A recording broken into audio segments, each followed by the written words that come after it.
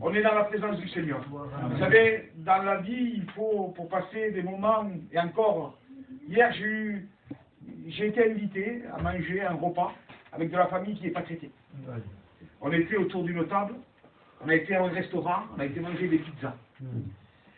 Pourtant, il y avait tout pour aller bien. Il y avait la famille. Et mais je voudrais vous dire que j'aime ma famille. Non, mais j'aime ma famille. Mais il n'y avait pas la paix, il n'y avait pas ce qu'on ressent ici. Il n'y avait pas ce qu'il y avait ici. On était là, il y avait l'argent pour payer, il y avait tout ce qu'il fallait, mais il n'y avait pas la paix. On sentait de l'agitation, on sentait du trouble. Et on vient dans un petit local, ici, on se voit, on se connaît de loin, mais on sent qu'il y a Dieu. Et c'est toute la différence.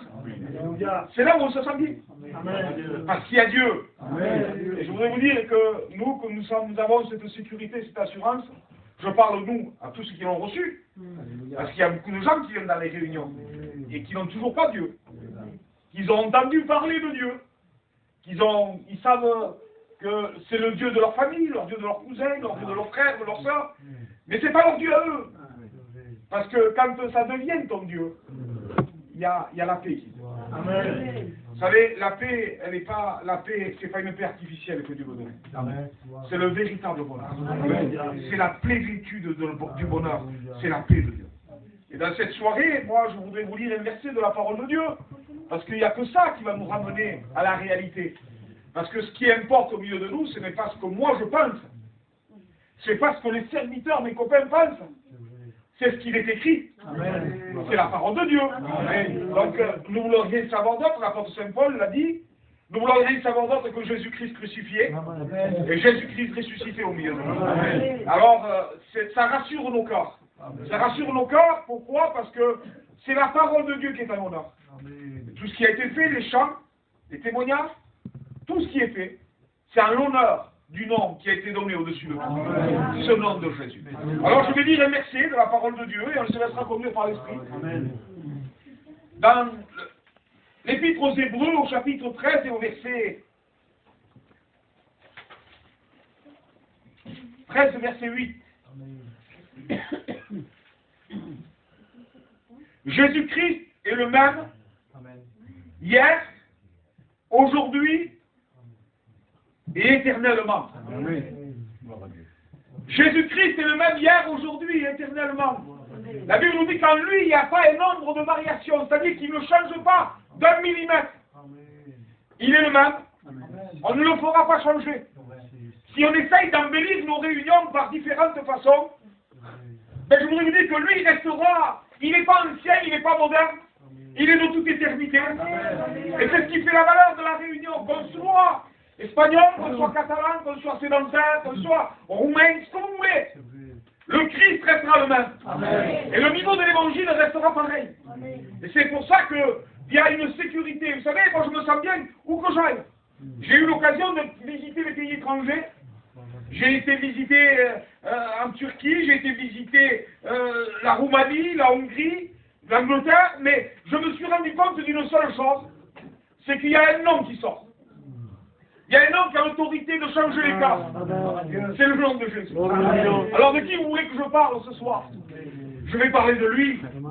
La Bible nous dit qu'il est le même hier, aujourd'hui, éternellement, qu'en lui il n'y a pas d'ombre de variation.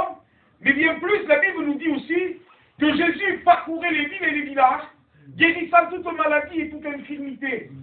Et moi, j'étais chez moi cet après-midi dans mon recueillement, et j'ai marqué un mot sur mon feuillet là. Dieu ne t'a pas oublié. Alléluia. Dieu n'oublie personne. Alléluia.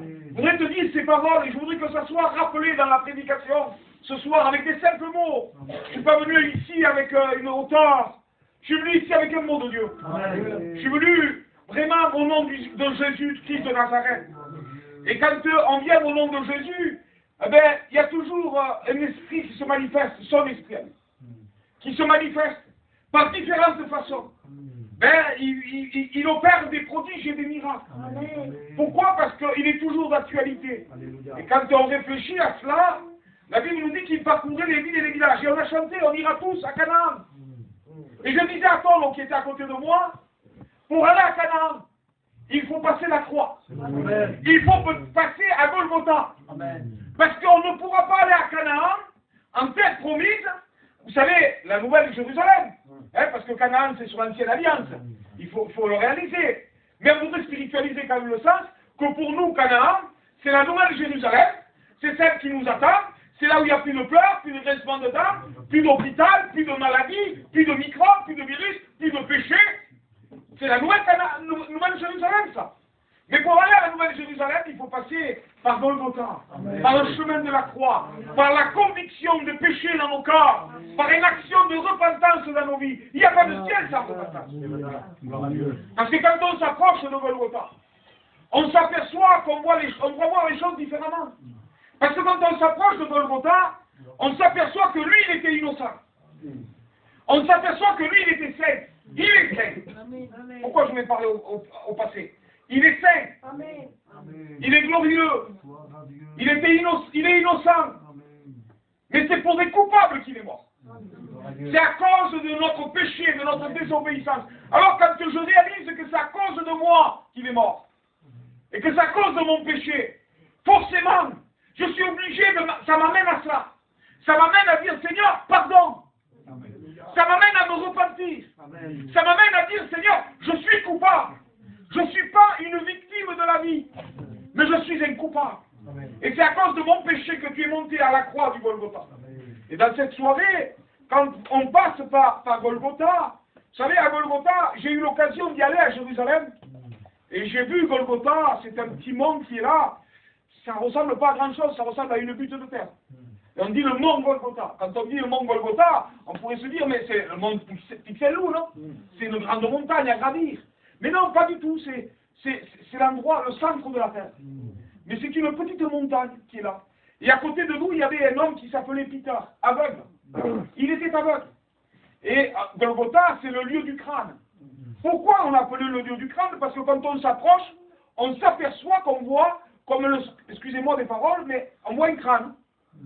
Et puis, le Peter qui était à côté de moi, il me regarde, c'est là. Il ne savait pas, lui, on n'avait pas orienté, rien du tout. Un aveugle qui ne voit pas, il ne sait pas si c'est à gauche, devant, derrière, à droite, à gauche.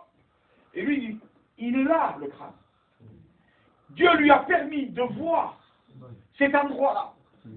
On était là, on était à côté de lui, on était stupéfaits. Mais y aurait-il quelque chose d'étonnant de la part de Dieu? Rien ne nous étonnera de la part de Dieu. Mais Dieu lui a permis. Et puis il a fait une prière à Dieu. Il a dit ça avec une sincérité de cœur. Il a dit, Seigneur, si je viendrais à retrouver la vue pour me perdre, je veux rester comme je suis. Je veux rester comme je suis. Et puis cet homme, c'est un homme de Dieu, c'est un chrétien, qui ne voit toujours pas, mais qui marche avec Dieu. Amen. Et je voudrais vous dire ces paroles. La Bible nous dit à quoi servirait-il à un homme de gagner tout le monde s'il perdrait son âme.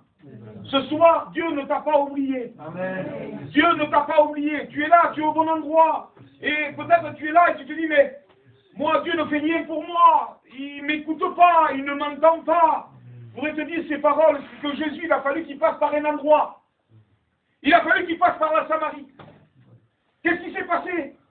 Il a fallu qu'il passe dans un endroit où il y avait des Samaritains, où les Juifs et les Samaritains n'avaient aucune relation. Mais parce que le Christ, il n'avait pas oublié une femme. Il n'avait pas oublié une femme qui était là, qui venait puiser de l'eau, en plein midi, en pleine rage de soleil. Mais elle était là, elle était désemparée. Elle ne voulait pas croiser les regards de personne. Et puis quand elle s'est approchée pour puiser de l'eau comme tous les jours on le faisait, à un moment donné, elle arrive au puits de Jacob. Et quand elle arrive à ce puits-là, la Bible nous dit que Jésus, fatigué du voyage, était assis. Vous croyez qu'il attendait qui, Jésus? Il attendait cette femme misérable. Je voudrais te dire que Jésus t'attend ce soir. Il attend une démarche de ta part. Il attend que tu cries à lui. La Bible nous dit quand un malheureux crie, l'Éternel entend. Il ne fait pas que t'entendre, mais il va te délivrer de toutes tes frayeurs. Je voudrais te dire, ne mets pas la faute sur le compte de Dieu par rapport à ton refus de la grâce. Parce que ça te va bien. Tu vis dans la désobéissance. Tu vis dans le péché.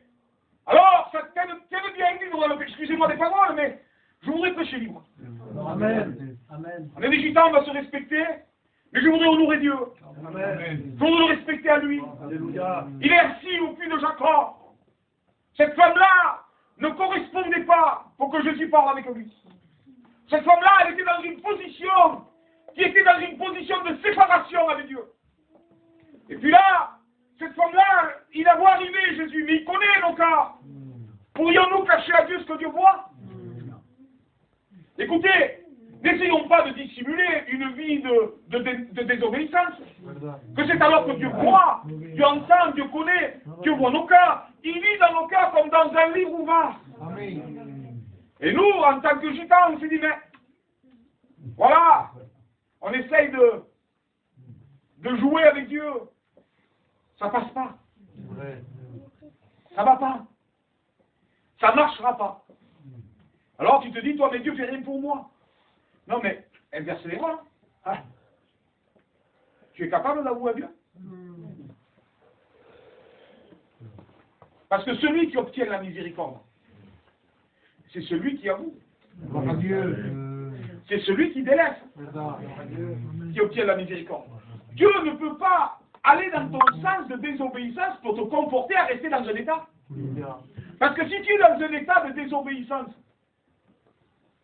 vous savez, un jour, dans ma vie du ministère, j'ai une expérience personnelle. Dieu me bénissait. Je ne parle pas du péché, mais j'étais dans une position que Dieu n'était pas d'accord. Je ne parle pas de désobéissance, ce péché, moi. J'avais pris une direction qui n'était pas celle qu'il fallait que je prenne. Et je demandais à Dieu. Je dis, Seigneur, pourquoi tu me bénis dans une telle position si c'est pas ça? Et l'Esprit de Dieu m'a parlé. L'Esprit de Dieu m'a parlé, il m'a dit, je te bénis pour que tu trouves la force de faire demi-tour. Alléluia. Tu viens dans une réunion, tu vis dans le péché, tu vis dans la misère, tu vis dans la séparation avec Dieu. Et tu viens à la réunion, tu sens que la réunion te parle. Tu sens que tu es béni de Dieu.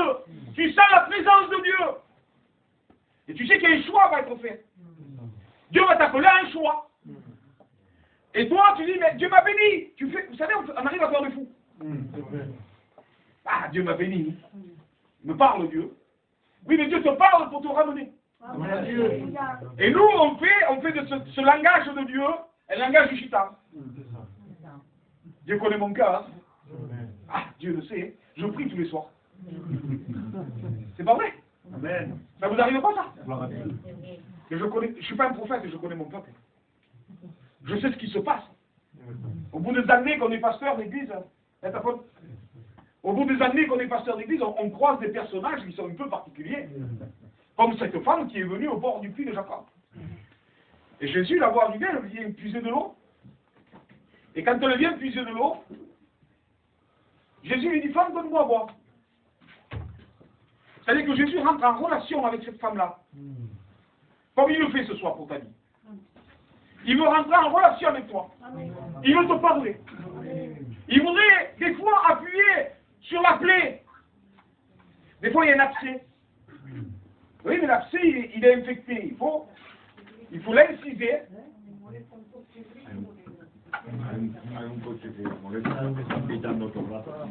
Il y a une voiture qui dérange, s'il vous plaît, si vous ouvrez un frère de cette voiture.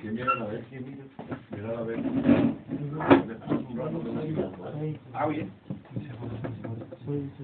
Des fois, il y a un abcès, une plaie. Et qu'est-ce qu'il faut faire? Il faut faire une incision. L'incision, monsieur, vous me faites mal? Oui, mais monsieur, je soigne. Dieu, ce soir, il voudrait faire une incision là, pour qu'en réalité, on réalise le besoin qu'il y a. Parce que si on se conforte dans un état, tout va aller, ça va aller bien. Le pasteur, ils sont gentils, le docteur, il est gentil, il m'a dit que tout allait bien. Un Doliprane et ça suffit. Non, non, monsieur, c'est pas un Doliprane et ça suffit. Il faut inciser, monsieur, il faut sortir l'infection, il faut nettoyer, il faut curer, et après là, on va recoudre, monsieur. Ça va vous piquer, ça va vous faire du mal. On va vous percer, on va vous coudre. Mais là, monsieur, là, après un antibiotique, là, vous n'aurez plus mal.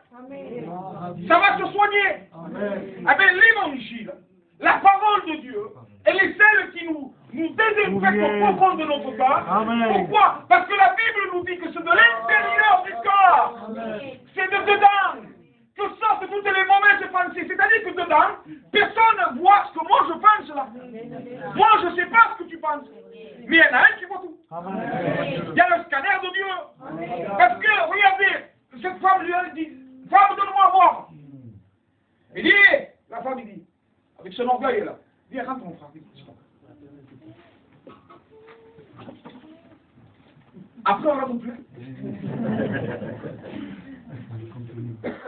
La femme a dit, oh, tu parles pas toi avec moi. Parce que les Juifs et les Samaritains, ça va pas. On est en guerre, nous. On ne se parle pas. Les femmes disent, si tu saurais qui c'est qui te demande à boire. On va dire, c'est Jésus, moi je suis Jésus. Il dit, mais toi tu vas me donner à boire. Si tu saurais qui te demande à boire, tu aurais toi-même demandé à boire. Il dit, comment? Tu es plus grand toi que notre frère, Père Jacob? Que c'est lui-même qui nous a donné ce puits? Il dit, en plus, le puits est profond, il n'y a rien. Si vous savez les richesses qu'il y a en Dieu. Des fois, on se dit, nous, mais Dieu m'a oublié, Dieu m'a pas parlé, Dieu me fait rien. Écoutez, la Bible dit dans le livre, l'épître de Jacques, il dit, vous demandez, vous ne recevez pas, vous demandez mal. Dans le but de satisfaire vos besoins, vos passions. Écoutez, les besoins et les passions, c'est deux choses différentes. Hein. Une passion, c'est une chose, et les besoins, ça peut être une autre. Moi, je sais que j'ai des besoins dans ma maison. Et bien, je demande à Dieu. Avec qui vous voulez que je demande? Je demande à Dieu mes besoins que j'ai. J'ai besoin à Dieu pour mes enfants. J'ai des besoins pour mon gendre, pour ma belle-fille. J'ai des besoins personnels qui me touchent à moi et que je les remets à Dieu. Mais pas les passions. Pas les passions. Parce que les passions, c'est différent. Les passions vont nous éloigner de Dieu. Vous voyez? Donc, il y a plusieurs façons de demander à Dieu. Il y a plusieurs façons de venir à la réunion. Il y a plusieurs façons. Et après, nous, quand on est dans ce stade-là, au lieu de dire, mais je vais à la réunion, je vais briser mon cœur, non, je ne vais plus à la réunion. Pourquoi? Parce que Dieu n'a rien fait pour moi. Il fait pour les autres, mais pas pour moi. Pourquoi un tel changerait et pas toi? Ah, ça fait plus le juste de la croix. Ton raisonnement à toi, là. Excusez-moi, j'ai l'impression que je m'intéresse à une personne. Mais je continue. Ton raisonnement à toi fait Dieu pécheur. Et toi, t'essaies. Parce que si Dieu bénit Bello et il ne te bénit pas à toi, si tu corresponds à la parole de Dieu, parce qu'en vérité, la grâce de Dieu, personne ne la mérite, ni moi, ni toi. Mais vous savez, c'est conditionnel quand même. Parce que si on n'ouvre pas notre cœur, si on est là et qu'on ne veut pas changer, qu'on veut demander pour aller dans le monde, pour avoir la santé, pour aller dans la vie, dans le monde, dans le péché, écoutez, Dieu il a raison de ne pas nous bénir. Même s'il a fait à plusieurs reprises. J'ai vu des inconvertis venir à nos réunions malades pour partir guéris. Et des chrétiens malades partir au ciel. Et des fois on se dit, mais Seigneur, on ne comprend pas. Et Dieu est amour. Amen. Dieu est parfum. La grâce de Dieu. Je prêche comme je me serais à l'église. Donc, on ne va pas faire Dieu menteur. On va pas faire Dieu pécheur. La Bible dit qu'il n'y a pas d'un seul juste sur la terre. Mais tous ont péché. Et ont perverti leur voie. Donc le problème n'est pas du côté de Dieu. Le problème est du côté de toi. Alors, comme il a fallu qu'il passe par la Samarie, il a parlé avec cette femme-là. Il dit, mais le puits est profond. Il dit, écoute, Jésus lui dit à cette femme, écoute, appelle-moi ton mari. Elle l'a ramené trop, elle. Ben oui. Devant Jésus, on doit se taire. Devant Jésus, il est le prince de la paix. Alléluia. Il est l'auteur du salut. Il est celui qui pardonne les péchés. Il est celui qui les prend, il les jette à derrière et ça ne se souvient plus. Et nous, on essaye toujours de se justifier, de retomber sur le pied. Ah, je ne vais pas à la réunion, pourquoi? Le pasteur, il est méchant. Mais non! C'est parce que tu aimes ton péché. C'est parce que tu n'aimes pas Dieu. Jésus, il voit à qui il a affaire. Et excusez-moi des paroles, mais je ne veux pas être plus poli que la Bible. Femme, il dit, amène-moi ton mari. Et elle le dit là, c'est là où le se sent dévoilé. Parce que Jésus est capable de rentrer dans les détails individuellement envers chacun d'entre nous.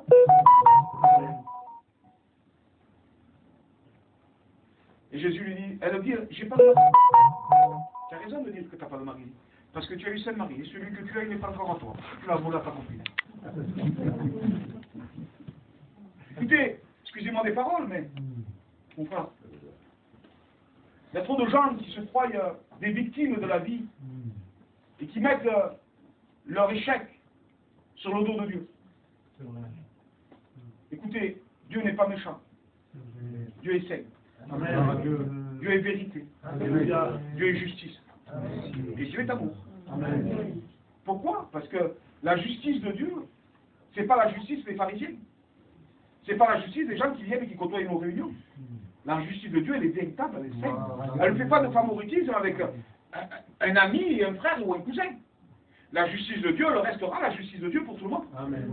Et dans cette soirée, on pourrait réaliser que ce soir, s'il y a un problème, c'est pas du côté de Dieu, c'est ton côté. Vous savez, quand je réalise là où Dieu est venu, et puis cette femme, elle s'est vue dévoilée. Elle s'est vue dévoilée. Quand elle s'est vue dévoilée, Dieu dévoile pas pour rester et nous faire du mal. Dieu dévoile pour nous attirer à la repentance et venir. Sinon, c'est pas Dieu. Dieu dit attention. Attends, tu vois, ça, c'est comme ça, comme ça, comme ça. Et puis cette femme-là, elle dit, tu n'es pas le Christ, hein. Et puis elle rentre chez elle, c'est plus pareil. Si avant, il y avait des fardeaux qui étaient portés pour cette femme-là, la Bible nous dit qu'elle laissa son fardeau, elle laisse sa cruche. Elle rentre chez elle.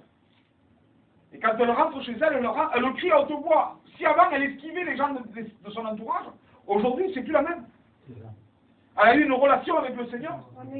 Elle a parlé avec le Seigneur. Le Seigneur l'a éclairé. Il a dit, je veux te sauver. Il dit, écoute, si tu puises de l'eau, moi, il dit, tu viens là, il dit, tu auras toujours soif. Mais l'eau que moi, je te donnerai, elle jaillira en toi jusque dans la vie éternelle. C'est-à-dire qu'il y a une permanente désaltération dans ton âme, dans ton cœur. Cette femme-là, elle a compris qu'elle a laissé sa cruche. Elle dit, non, j'ai plus besoin de ça. Je ne sais pas quelle est ta cruche. Je ne sais pas quel est ton fardeau. Je sais une chose, c'est que ça doit peser. Ça te pèse, c'est trop lourd. Ça t'accable. On est là, on courbe le dos. On est là, on a le visage qui ne redresse plus. On est là, on est courbé sur la terre. Sur le problème, sur la difficulté. Quand on réalise l'amour de Dieu, ce que le Seigneur veut pour chacune de nos vies, je veux te dire que tu passes à côté de quelque chose de bon. Dieu t'attend, Dieu ne t'a pas oublié. Et puis, elle est rentrée dans son village, en Samarie. Elle dit, venez voir. Ça y est, elle n'a plus d'ennemis. Elle n'a plus d'ennemis. Parce que quand on se convertit, le frère témoignait là. Il disait, mon beau-frère, pendant des années, je ne parlais pas. Mais quand je me suis converti, j'ai été voir mon beau-frère. J'ai demandé pardon. On s'est réconciliés. C'est ça un chrétien. Mais ça ne dépend pas de tes forces à toi. C'est ça qu'il faut que tu comprennes. Parce que si tu viens à la réunion et que tu dis, je vais à la réunion, il va falloir que je lève ma fausse tension. Il va falloir que je pardonne à l'autre. Mais écoute, c'est la chaleur dans les deux, ça. C'est pas le véritable évangile, ça. L'évangile vient après. Ça vient après. Après, quand on vient au monde, quand on est de nouveau. Mais quand on est esclave du péché, qu'est-ce que je voulais que je vous dise? Moi, va voir l'autre, m'a demandé pardon. Tu vas me foutre des coups de casserole et tu auras raison. C'est pas ça l'évangile. L'évangile, c'est en premier, il faut que tu naisses de nouveau. Il faut que tu acceptes Jésus. Il faut que tu te réconcilies avec lui. Tu es coupable. Hein. Tu n'es pas une victime, il faut que tu te réconcilies avec lui là. Il est là à la croix. C'est pour lui, c'est pour toi que Christ est mort. C'est pour moi que Christ est mort. Si on m'aurait dit, moi, avant belle ou toi, tu sors tous les temps, tu fais la fête, tu fais ceci, tu fais cela, tu es un pécheur, tu es un orgueilleux, tu es un vaniteux, ben il va falloir que tu changes tout ça. Et après tu vas aller à la réunion. C'est le monde à l'envers. C'est que maintenant, aujourd'hui, notre peuple en connaissent trop. Ça marche trop là-dedans. Si je vais à l'assemblée, il faudra que je fasse ça. Il faudra que je fasse ça. Tu ne rentreras jamais. Tu n'arriveras pas à lui faire confiance. Pourquoi? Parce que tu en sais trop, tu en connais plus. Écoute, tu connais les Écritures, mais tu ne connais pas l'auteur. C'est ça le problème. Donc aujourd'hui, on voudrait, avec la grâce de Dieu, avec le Saint-Esprit au milieu de vous, qui vous convainc de pécher, que vous réalisez que vous avez besoin de la grâce de Dieu, et que c'est possible d'être un chrétien. Amen. C'est possible de devenir enfant de Dieu. C'est possible de marcher avec Jésus. Amen. Écoutez, un chrétien n'est pas celui qui fait la figure comme ça, et je ne peux pas faire ça, et je ne peux pas faire... Écoutez, c'est misérable ça. C'est quelqu'un qui a une moralité, c'est tout. Mais un chrétien qui marche en nouveauté de vie, c'est quelque chose que des choses anciennes sont passées, et que les choses sont devenues nouvelles. Ça dépend du miracle. S'il n'y a pas le miracle dans ta vie, tu ne seras jamais un chrétien. Tu ne sauras jamais, s'il n'y a pas cette action de la nouvelle naissance dans ton cœur, tu ne pourras jamais accomplir la volonté de Dieu. Alors, on ne veut pas prêcher notre évangile que celui-là. On voudrait vous apporter à la grâce. On voudrait vous apporter au salut. On voudrait vous apporter au pardon des péchés. On voudrait vous apporter à vous réconcilier avec Golgotha. Tu veux la Canaan, tu as chanté Canaan, passe par la croix. Tu veux être un chrétien, il y en a, ils ne sont pas baptisés, ils visent déjà le pupitre. Moi je chanterai, moi je prêcherai, moi je ferai ceci. Et moi, on venait me voir, moi on me disait, attends, quand moi je vais venir à la réunion, tu vas voir comment ça va marcher dans l'église. C'est vrai, ma parole m'ont dit ça. Tu vas voir quand moi, il y en a un homme qui vient à toutes les réunions. Il dit, moi, quand je veux me baptiser, c'est moi qui ferai le service d'ordre. 30 ans qu'il vient à la réunion. T'as baptisé. T'as converti. Je ne dis pas le nom, si vous connaissez. Mais il n'a rien compris l'évangile. Il n'a rien compris. Ce n'est pas une amélioration de Dieu. C'est une transformation. C'est pour ça qu'on se trompe, on comprend mal. Mais je crois, j'ai envie de croire, moi. C'est pas que tu comprends mal, ça t'arrange de comprendre mal. Au moins tu parais bien. Je viens à la réunion, on appelle sur notre conscience. Je viens à la réunion. Quand Dieu me touchera, mais Dieu attend. Il a su, tu déjà pas. Il fallait qu'il passe par là. Écoute, il fallait que Dieu passe là à la paillade. Et qu'il t'attende, qu'il ouvre un petit local avec les frères qui sont là, avec toi qui était là, avec les frères. Mais il y a combien de temps que tu écoutes la parole de Dieu? Tu vas faire encore attendre Dieu? Vous savez, un jour il est passé, vous savez où c'est qu'il a été, Jésus? Il y avait une veuve à Naïm. Parce que Dieu n'oublie personne. Amen. Dieu n'oublie personne. Il y a une femme qui est veuve. Une femme qui a perdu son fils, elle a perdu son mari, et puis ensuite elle a perdu son fils. Et la Bible nous dit, excusez-moi des paroles, elle la porte pour la mener en terre. Mais Jésus a entendu, a vu. Et Jésus la croise. Parce que Jésus ne l'avait pas oublié. Amen. Je ne sais pas dans quel état tu es, je ne sais pas dans quelle position tu es. Mais si Jésus prend les moindres détails, vous savez, il n'a pas oublié Zachée. La Bible dit que Zachée savait que Jésus devait passer par là. Il savait. Mais il a béni. Il a béni la veuve de Naïm. Et la femme ne pleure plus. Il prend l'enfant, il lui rend. Il a ramené l'enfant à la vie. Je ne sais pas ce qui s'est éteint en toi là. Il y a quelque chose qui est cassé et qui te détruit, qui t'anéantit. Mais Jésus est le réparateur des brebis. Et il voudrait te guérir. Amen. Il parcourait les villes et les villages, guérissant toute maladie et toute infirmité. Amen. Livre des Hébreux, chapitre 13, verset 8, il est le même hier, aujourd'hui, éternellement. Amen. Donc ce qu'il a fait à Naïm, ce qu'il a fait en Samarie, ce qu'il a fait chez Zachée, chez Bartimée, vous croyez que ce soir, ici, à la paillade, il ne peut pas le faire? Amen. Excusez-moi, j'ai fait une expérience un jour où un cousin à moi a pris une balle de 9 mm, elle a traversé là, et le morceau de cerveau il est passé par terre. Et on m'appelle pour prier. Et moi, je suis un simple serviteur de Dieu, je n'ai pas le don de guérison, je ne suis pas un apôtre, je ne suis pas un prophète, je suis un serviteur de Dieu. Et quand on m'appelle pour prier, la police ne veut pas que je rentre. Et le médecin vient me voir et me dit, monsieur, vous n'arriverez pas à faire la dernière prière à ce chevet. Oui, mais Dieu ne l'avait pas oublié. Puis je suis rentré. On a fait appeler la police, un gradé, il m'a fait rentrer. Il m'a dit, vas-y, rentrez. Et quand je suis rentré, j'ai vu mon cousin allongé, sans max d'oxygène, sans tuyau dans le nez, avec une bande dans la tête, comme ça, une simple bande. Et le professeur, ils étaient là, assis, et ils m'ont regardé tout désolé. Il était mort. Et j'ai prié au nom de Jésus. Et je suis parti. Je suis resté avec la famille dehors. C'est le fils d'Hippolyte. Champion. Vous avez prié pour lui. Aujourd'hui, il est là. Il est au milieu de son foyer. Il a un petit bébé qui est né il n'y a pas longtemps. Je vais vous dire que Dieu est parfait. Que Dieu n'oublie personne. Que Dieu est amour. Que Dieu t'aime. Il veut te sauver. Pourquoi lui tournes-tu le dos? Pourquoi restes-tu dans une telle position?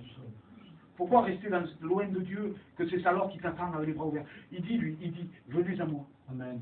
Vous tous, qui êtes fatigués, qui êtes chargés. Il dit, moi je vous donnerai du repos. Pourquoi ne veux-tu pas le repos de Dieu? Je ne comprends pas. Quelle folie. Pour un peu de fête, un peu de joie dans le monde. Pour un peu, excusez-moi les paroles, pour danser un peu dans le mariage. Pourquoi? Pour un peu, une fausse déclaration, pour un peu d'argent. Mais écoutez, Dieu nourrit les oiseaux du ciel à plus forte raison. Amen. Laissons-le faire à lui. Laissons-le nous reconstruire. Écoutez, qu'est-ce que vous en pensez, vous? La femme, là, qui était au pied de Jacob, on lui donne, écoutez, fausse pension. On lui donne plein d'argent, du travail, tout ce que vous voulez. Mais dans son état, loin de sa famille, pas de contact, pas de relation. Qu'est-ce que vous voulez? Moi, je connais T.J. Savanier. Il le prenait aux Émirats Arabes, là-bas. Il y donnait je ne sais pas combien de millions d'euros. Marseille, il le voulait. L'autre là-bas, il le voulait. Non, monsieur, moi, je reste à la paillade. Je reste à Montpellier, héros. Là-bas, je ne connais personne, moi. J'aime plus des sous, c'est bon. Il en avait assez. On sait ce qu'on est, nous. On est des gitans, tous des jeunes. On est là, on sait ce qu'on veut. On veut nos enfants, nos petits-enfants, nos côtés. La paix, la véritable paix. Pas une paix éphémère, mais le véritable bonheur. Mais je voudrais vous dire que tout ce qu'on pourra rattraper de ce que nos gitans nous étaient avant, parce que notre peuple est en train de... La moralité a disparu. Hein, excusez-moi des paroles pour les anciens, mais la moralité a disparu. C'est fini.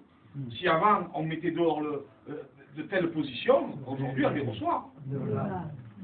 On reçoit certaines choses dans nos maisons que ça fait honte, hein. Excusez-moi des paroles, je ne sais pas moi, mais moi je côtoie des gens, je me dis mais des fois, je ne le fais pas parce que je suis pasteur, mais des fois je dis non, m'embrasse pas s'il te plaît. S'il te plaît. S'il te plaît, reste là-bas. Oui, j'ai envie de le faire des fois. Daniel, j'ai envie de le faire. Je dis mais si je fais ça, ça va pas le faire. Non, hein? Oui, mais on a reçu une éducation. Nos enfants nous apportent la misère. Et au prix de l'amour charnel de nos enfants, on laisse rentrer chez nous des petits crocodiles comme ça, là. Et on les nourrit. Ça grandit. Mais après, allez le mettre dehors. Prenez un petit lion comme ça, là. Il est beau. Vas-y, achetez un poulet, papa. Allez. Il grandit, ce lion-là. Mais ce lion, il te mange, en fait. Vous voyez le petit péché qu'on fait rentrer chez nous? La petite désobéissance qu'on fait rentrer chez nous. La moralité, le sent pas? Ça grandit. On ne s'est pas aperçu. On a nourri un monstre. Notre peuple est en train de nourrir des monstres. Ils nous les font consommer à nous. Ils nous les font manger. Leurs problèmes deviennent le nôtre. Parce que nous, même en tant que chrétiens, quand on choisit la paix, mais si tu vois ton cousin, ton frère pleurer, son problème devient le tien. Sa guerre, même que tu n'en veux pas de guerre, toi, tu es dans le problème. Tu es dans la difficulté. Donc, écoutez, choisissez qui vous voulez servir. Mais moi et ma maison, nous servirons l'Éternel. Il est bon de servir l'Éternel. On ne sera pas déçu. Excusez-moi, je n'ai pas prêché, j'ai parlé. J'ai parlé avec un cœur pour vous amener à Golgotha, pour vous amener à la croix, pour qu'on puisse réaliser que tu es pas une victime. Écoute, si tu es dans cette position, c'est parce que tu as réveillé. Ce soir, il est temps de se réveiller et de venir à Jésus. Demandez au serviteur qui prie le Seigneur.